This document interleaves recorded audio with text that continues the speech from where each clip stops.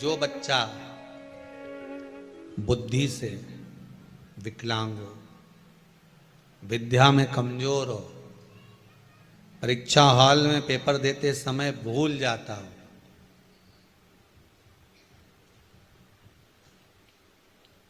विवेक काम ना करता हो, तो निवेदन है किसी भी पूर्णिमा की रात्रि को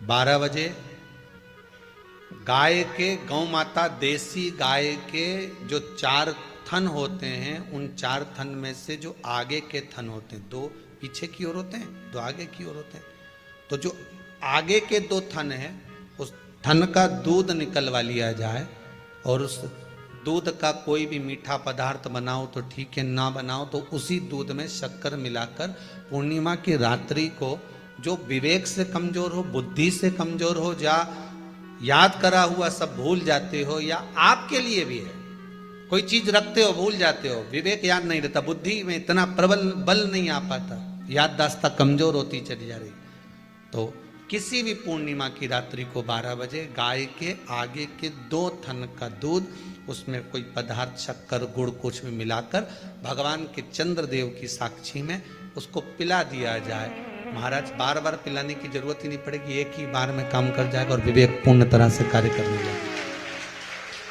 देसी गाय के आगे के 2 थन का दूध बड़ा प्रबल होता है।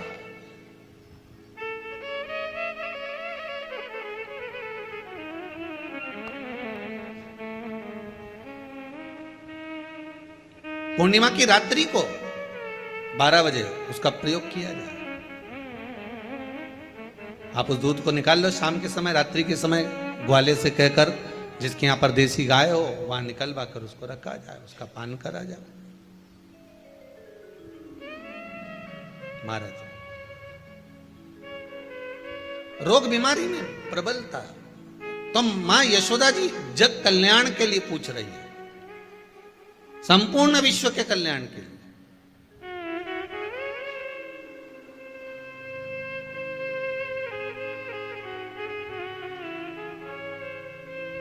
अरे कितना सुंदर संवाद है। स्कंद पुराण में समुद्र मंथन की तिथि, नक्षत्र, घड़ी, पल सब कुछ लिखा हुआ है कि समुद्र मंथन के लिए देवताओं ने इंतजार करा था। कब?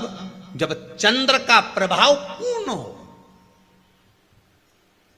जब चंद्र का प्रभाव पूर्ण होगा तब जो मंथन होगा, उस मंथन का जो सुख होगा वो जीवन को आनंद दे जाएगा।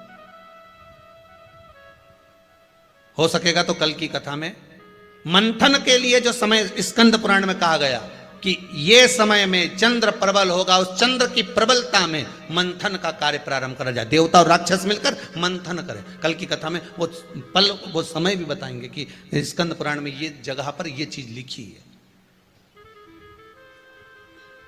क्यों इंतजार कर रहे हैं कि चंद्र प्रबल हो तब हो? क्यों भीष्म पितामह इंतजार करते हैं कि सूर्य उत्तरायण हो तब जाऊं?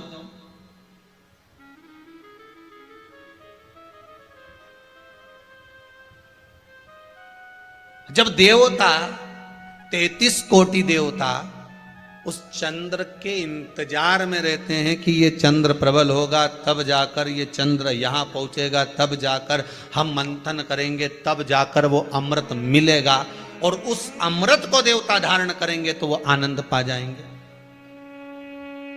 तो हम क्यों शरद पूर्णिमा छोड़ें? हम क्यों एक एक पूर्णिमा छोड़ें? एक एक पूर्णिमा के महत्व को जानिए। कोई पूर्णिमा साधारण नहीं है, कोई प्रदोष साधारण नहीं है, कोई शिवरात्रि साधारण नहीं है।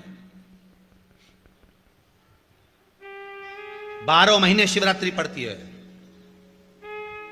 12 महीने में प्रदोष पड़ते हैं, पर 12 महीने पड़ते हैं। हम उसका महत्व ही नहीं जान पाते।